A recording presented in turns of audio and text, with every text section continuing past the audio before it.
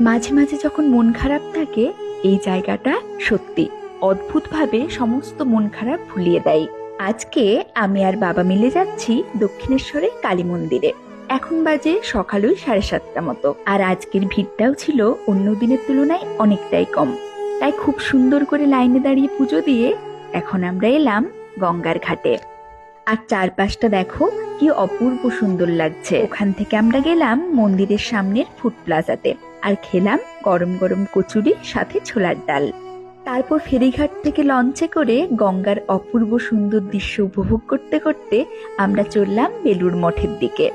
সত্যি অদ্ভুত এক শান্তি চারদিকে।